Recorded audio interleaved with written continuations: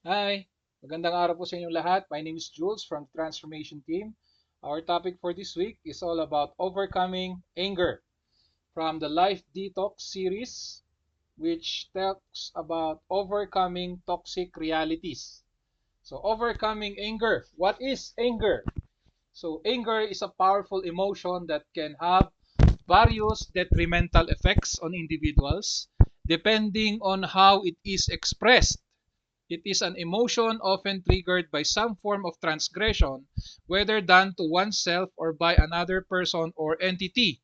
It is a very powerful emotion, kumbaga, di ba? So, it depends on how it is expressed. Minsan, it is expressed silently and sometimes it is expressed by action, by words, and by anything else that may harm on both sides. This can cause harm to ourselves, harm to the people all around us, damages our relationships, and most importantly, it does not please the Lord for us believers.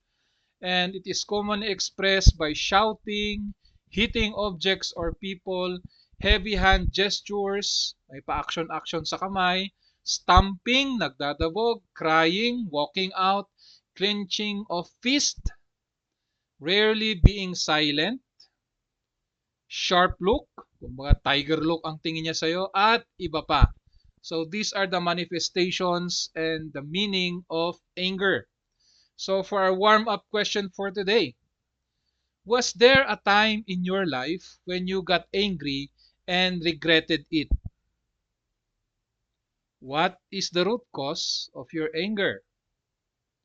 How did you diffuse or cool down your anger? And last question is, have you been able to control your anger? How? When it comes to anger, dalawa po yung pumapasok sa isipan ho natin based dun sa mga movies na napanood ho natin. Tama po ba? Ang isa ho sa kilala about anger is si Incredible Hulk. Kilala niyo po ba yon? At ang isa pa ho ay From the Inside Out, which is yung emotions natin ay si anger. Okay, back to the lesson. Scripture reading for natin is taken from James chapter 1 verses 19 to 20. It says there, understand this, my dear brothers and sisters. You must all be quick to listen, slow to speak, and slow to get angry. Human anger does not produce the righteousness God desires. Okay, so we should be slow to get angry because it does not produce the righteousness that God desires for our lives. So lesson number one, sabi niya dito, we need to realize, to discover your anger. In Ephesians chapter 4 verse 31, it says there, all bitterness, wrath, anger, clamor, and slander must be removed from you, along with all malice. It must be removed from us. So what are the meaning of these words mentioned in Ephesians chapter 4 verse 31? So it says there bitterness. Ang ibig sabihin po nun ay harshness, resentful spirit, and acridity. Wrath, it is the outburst of passion, fierceness, and indignation. Anger, it's an impulse, wrath, punishment, and vengeance. Clamor, shout, outcry against each other. Slander or the blasphemy, it is an abusive language. And malice, spite, vicious disposition. So we can see from the meaning of these words how deadly is this toxic emotion of anger in our lives. If this will control our lives, how toxic it can be for us. So now, as we realize and discover our anger, so let us see what the Bible says about the anger of man, which is tayo. Ano po ba yung sinasabi ng Bible with regards to anger? So we need to realize, we need to discover our anger. Saan ho dyan nag-uugat yung galit po natin? Okay? So Proverbs chapter 14 verse 17, sabi ho niya dyan, a man of quick temper acts foolishly, and a man of evil devices is hated. A man of quick temper, o di ba? Foolish ang tawag ho dyan. Psalms 37:8, don't give in to worry or anger. It only leads to trouble. And in Matthew chapter 5, verse 21 to 22, the scripture says, you have heard that it was said to our people long ago, you must not murder anyone. Any person who commits murder will be judged. But I tell you, don't be angry with anyone. If you are angry with others, you will be judged. And if you insult someone, you will be judged by the high court. And if you call someone a fool, you will be in danger of the fire of hell. So kung titignan ho natin ang scripture reading ho natin, mga supporting verses ho na ito, it is a warning. It tells us ano ang ginagawa ng anger sa atin. It makes us foolish, it leads us into trouble, and it calls us murderer. Alam niyo ho ba kung bakit? Because of Matthew chapter 5 verse 21. If being angry is the same as murder, how many of us have already committed murder? Kung ang galit ho natin ay kaakibat ng murder, according sa scriptures, how many of us are guilty of committing murder? To other people, to our own family, di ba? Yung mga sudden outburst na hindi ho natin makontrol, yung mga kinakailangan nating gumamit ng physical force. So that is why it is very important for us to learn to discover our anger from the point of view of God and His Word, so that we may know what are the proper measures that we should do in order for us not to fall into this deadly, toxic emotion of anger in our lives. May pinsan po ako na ang sabi ho niya sa amin, mga younger na pinsan niya, may tatlong klase ng anger sa buhay. Yung isa, yung okay lang na pwedeng palampasin mo. Yung pangalawa, medyo dahan-dahan ka na dito dahil it may cost you to go to number 3, sabi niya.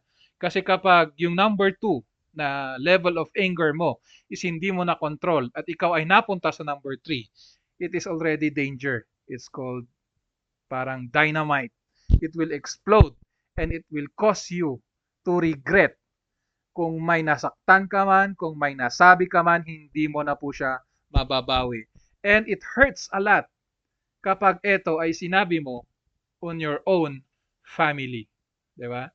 So napakasakit. That's why we need to discover what the Bible tells us in order for us to be careful not to fall into this deadly toxic emotion of anger in our lives. So tapos na ho tayo rediscovering our anger, and now is diagnosing our anger. In Psalms 139 verse 23, it says there, God, examine me and know my mind.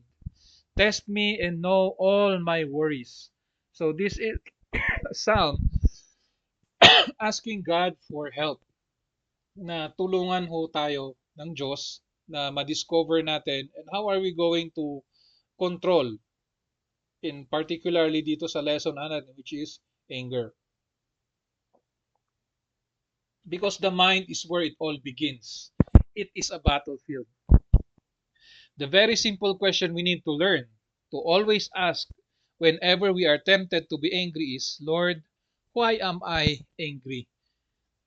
Why am I feeling intense, burning sensation in me? Bakit ako galit sa taong ito? So we need to discover. Diba? We will be discovering those kinds of feeling with the help of these illustrations na atin hong pag-aaralan. So let us determine some root causes of anger from the Bible. What is the root cause of our anger? So number one illustration is when David defeated Goliath. Wow! David defeated Goliath, and it is a great victory, a great celebration in the times of war during that time between Israel and the tribes of Goliath. And during this time, tuwang-tuwa yung mga tao. They are so happy. They are dancing on the streets. And we will see in 1 Samuel chapter 18 verses 6 to 9, as David was returning after killing Goliath and as the soldiers were coming back home, women from every town in Israel came out to meet King Saul. They were singing joyful songs, dancing, and playing tambourines and lyres. In their celebration, the women sang, Saul has killed thousands, but David tens of thousands. Saul did not like this, and he became very angry. He said, For David they claim tens of thousands, but only thousands for me. They will be making him king next. And so he was jealous and suspicious of David from that day on. What is the cause of King Saul's anger towards David? So what do we notice here about King Saul? Envy. Inggit siya. Nai-insecure siya. Natatapakan yung kanyang ego.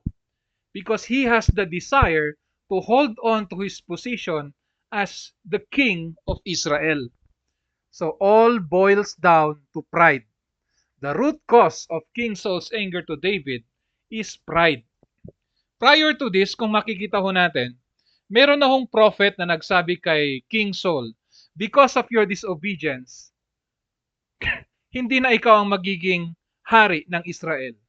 So, during that time, nagkaroon na ho ng maraming suspicion si King Saul at dumating na nga nung panahon ni David when he defeated Goliath at dito na ho nangyari yung he wanted to hold on to his position as king of Israel. Inggit na inggit siya doon sa kanta ng mga taong nagse-celebrate about si David. So King Saul's idol is his pride. He is threatened by the victory of David over Goliath. He noticed that the people sing more of David than him. He wanted to keep his position and power as king of Israel. He does not want to be replaced by David. Maski na sinabi na ng prophet sa kanya na you will be replaced because of your disobedience to God, King Saul pa rin ay nananatili doon sa kanyang pangarap na he will remain as king for a very long time. Pero during this time, God already has chosen David to become king of Israel. And on this situation, etong situation na pinag-uusapan natin ngayon, King Saul's anger to David is because of his pride. What is the cause of your anger towards other men? Is it because of pride? Is it because of jealousy? Is it because natatapakan yung ego natin? Okay po. Tignan ho natin sa susunod na illustration. It is the story of Naaman. To give you a background, Naaman is a great general. Isa siya sa pinakamagaling na general during those times. And let's see in 2 Kings chapter 5 verses 9 to 11. So Naaman went with his horses and chariot and stopped at the entrance to Elisha's house. Elisha sent a servant out to tell him to go and wash himself 7 times in the Jordan River, and he will be completely cured of his disease. But Naaman left in a rage, saying, I thought that he would at least come out to meet me, pray to the Lord his God, wave his hand over the diseased spot, and cure me. So, itong si Naaman, isa siyang great general, pero meron siyang sakit sa balat. Meron siyang leprosy. Ngayon may nagsabi sa kanya na si Prophet Elisha ay isang magaling na prophet that when he prayed to his God, God can heal the people who come to him. So pumunta nga po itong great general na ito. Ang ine-expect ho niya, isasalubungin siya dahil kilala siyang general, matapang siyang general, magaling siyang general. So ang ine-expect niya, which is ito yung cause ng anger ni Naaman kay Elisha, is unmet expectations or entitlement. It is the root cause of his anger, and because of this toxic anger, he nearly lost the opportunity to be healed from leprosy. Buti na lang, maski na nagalit siya, sumunod pa rin siya. Sinunod pa rin niya yung sinabi ni Prophet Elisha na pumunta ka sa river, dip yourself 7 times, at pag-angat mo, you will be cured. Ginawa pa rin niya maski nagalit siya. And he was healed. Imagine na lang, kung galit na galit siya, he demanded the presence of Elisha in front of him. Dahil nga, general siya. Dapat salubungin ako ng mga tao. Dapat ganito ang gawin sa akin dahil magaling akong general. Di ba? Yun ang kanyang idol. Unmet expectations or entitlement. By the way, pag sinabi hong idol, ito po yung isa sa mga bad attitudes ho natin, ano? When we put someone higher than God, di ba? So, kapag nananaig ang pride, yun yung idol natin. Kapag nananaig yung galit ho natin, yun yung idol na tinatawag nila, di ba? So, during these moments kay King Saul, nanaig yung kanyang inggit. Dito sa kay story ni Naaman, nanaig yung kanyang self-entitlement. So kung pag sinabing self-entitlement, ito yung very common na makikita ho natin sa lahat ng mga viral videos na ang isang tao ay nag-expect too much attention sa mga taong nasa paligid sa kanya. Dapat irespeto siya, dapat tawagin siyang ganito, dapat ganito ang gawin sa kanya, dapat maayos yung pagsaserve sa kanya, di ba? So these are all entitlement issues na kung titignan ho natin, it does not glorify God. Ano po ba yung sinasabi ho ni God? Ano po bang sinasabi ng Biblia sa atin na dapat ho natin gawin? Kailangan maging entitled tayo? Yes, we are entitled, but we do not need to demand it from other people. Tama po ba? We do not need to demand it from other people. Sila ang gagawa noon para sa atin. But for us to demand entitlement, hindi ho yun ang naaayon sa sinasabi ng Diyos dahil hindi na ho yan humility, kundi ang tawag ho dyan ay pride. Okay po? So these are two instances, two stories, two illustrations kung paano ho natin idadiagnose ang anger ng isang tao. We are angry because they did something wrong to us. We are angry because, di ba? May mga dahilan kung bakit galit tayo sa isang tao. And as we diagnose the anger that is in our hearts, we need to see these things. Okay po? So, number 3, na-diagnose na ho natin yung cause ng galit ho natin. Now, we need to recalibrate our thinking, which is diffusing our anger. Ayaw ho nating mamuhay na galit, di ba? Galit tayo forever sa mga taong who caused us wrong. Ayaw ho nating mamuhay ng galit because aside from hindi ho to kalugod-lugod sa Panginoon, it does not please the Lord. It has a negative effect on our health. Tama po ba? So let's see. Psalms chapter 139 verse 23, it says there, "Find out if there is any evil in me and guide me in the everlasting way." So this is a psalm, a prayer that is asking God to guide him. Find out kung meron pa ho bang nalalabi sa puso ko na kasamaan and help me, teach me, ibig sabihin. The question for us to understand here is, Lord, what do you want me to do? Lord, what do you want me to do in this situation na kinakaharap ko about anger? Okay? So, sabi niya ho dito, there are 5 practical guidelines on how to diffuse anger. At makikita ho natin yan sa book of Ephesians. Number 1, sabi niya ho dito, do not let anger linger. Ang ibig sabihin ng linger, huwag mo siyang patatagalin. Di ba? When you are angry, don't let that anger make you sin, and don't stay angry all day. Yun ang sinasabi nga po ng Ephesians chapter 4 verse 26. Dapat hindi ho tayo nagtatanim ng galit sa puso ho natin. Kagaya ng sinabi ko, it is not beneficial to us physically and spiritually. Tignan ho natin ang verse 26. This verse is saying that there will be times when we will feel the pinch of anger, and the Bible tells us not to sin in our anger. So how do we do this? If we are angry, huwag tayong padadala sa emosyon dahil ipapahamak lang tayo nito. Try to take deep breaths, stay calm, control your emotions, and before confronting the root of your anger, pray. Pray muna, ask God for help in order for God to guide you not to burst, for your anger not to burst on that someone or something. And after settling in a calm manner, don't let this anger dwell in you for so long. Move on. Ang mga taong nagtatanim ng galit, sabi niya ho dito, ay hindi pinagpapala. Bakit? Because there is anger in your heart. There is sin in your heart. Di ba? Dahil you are allowing emotion to take control of you instead of you enjoying what God is showing to you. Tama ho ba? Physically speaking, if you let anger in your hearts, marami na po tayong naririnig, medically speaking, na kapag ang anger, kinikimkim ho natin, nagkakaroon ho tayo ng sakit sa puso, tumataas yung presyon ng dugo, at nagkakaroon ho tayo ng kung ano-anong sakit na dulot ng anger sa buhay po natin.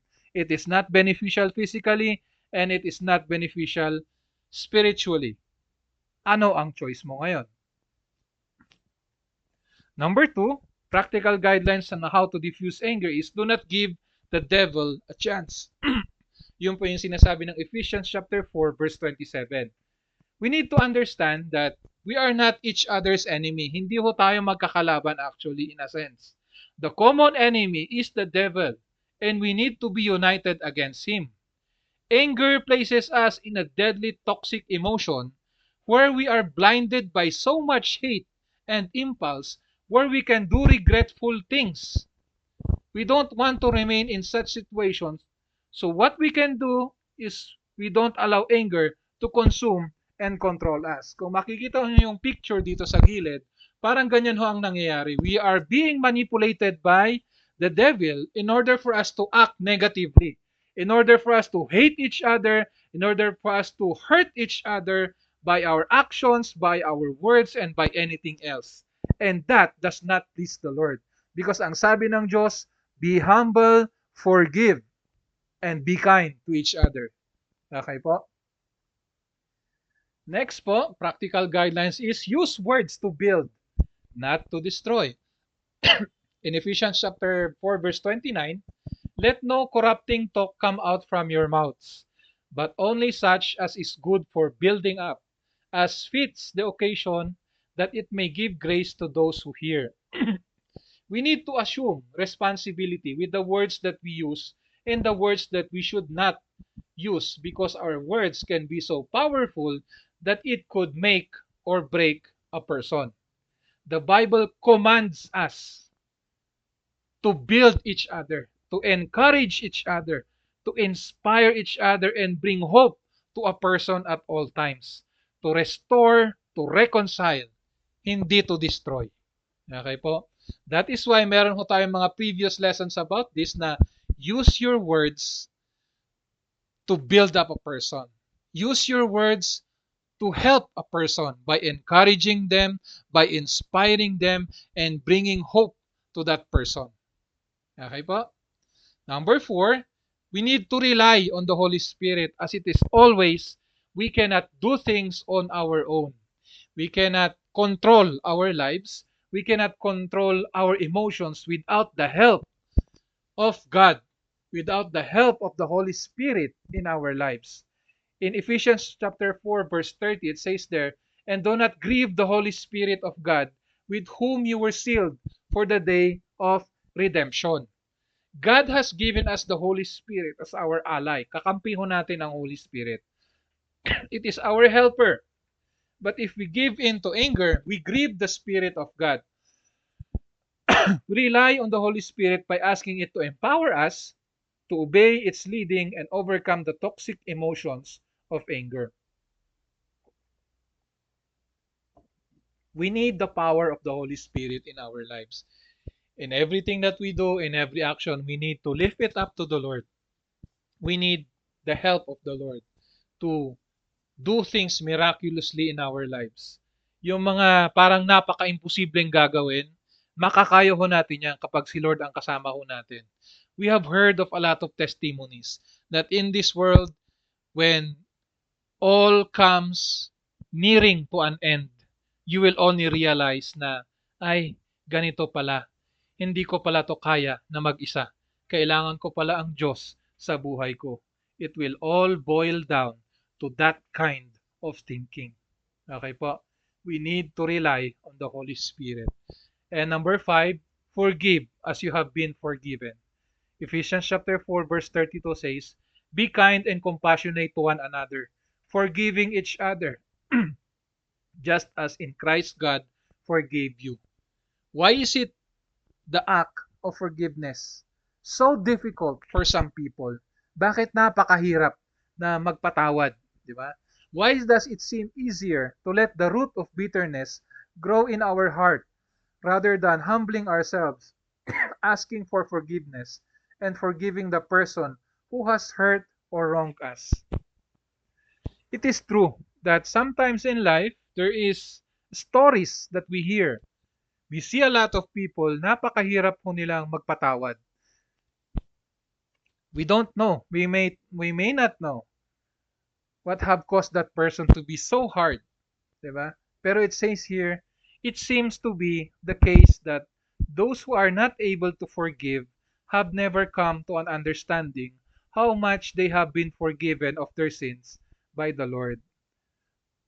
The Lord God has forgiven us from our sins, and He even died on the cross for our sins. All of us, papunta na ho tayo sa impyerno actually. We are all on our way to hell. But because of the love of God, He provided a way out for us.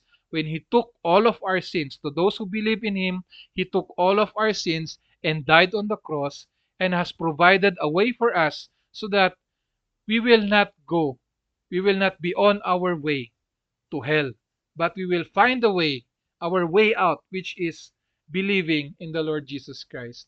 Di ba? So, for the more understanding we have of the grace that we have received, the deeper our gratitude and the greater our capacity to forgive other people is because we understand that God has forgiven our sins and God has commanded us to also forgive others. The Bible also tells us, forgive and you will be forgiven. So kapag hindi ho tayo nagpatawad, hindi rin ho tayo mapapatawad. Di ho ba? Let us lift everything unto the Lord. We are amazed by some people who, maski na ano yung paghihirap na dinanas nila dun sa taong yun, is they are still able to forgive that person. Di ba? They are still able na mapatawad yung mga taong yun at marami ho tayong mga kwento, marami ho tayong mga testimonies na narinig about those. So these are amazing people na talagang it is only by the grace of God that they are able to forgive these people. So let us also pray that when we realize na meron ho tayong mga kinikimkim na galit sa mga puso natin, let us pray to the Lord. Lord, tulungan mo po ako. How am I going to forgive this person just as you have forgiven me? So let us learn to forgive just as the Lord has commanded us to do. So by in any means, let us ask the help of the Lord sa mga ginagawa ho natin, which especially kailangan ho natin ng tulong ng Diyos miraculously. Okay po? So, our lesson is overcoming anger, which is we need to realize, to discover our anger. We need to determine the root cause, diagnosing our anger, and recalibrate, diffuse your anger. And how to diffuse our anger? Do not let it linger. Don't let don't give the devil room. Use words to build and not to destroy. Rely on the Holy Spirit and forgive as you have been forgiven. So, yun po yung lesson ko natin for this topic, overcoming anger. This is our second lesson actually sa life detox series ko natin, which is overcoming toxic realities in life. Thank you so much for watching, mga sirs and madams. God bless po sa inyong lahat. Until the next topic po.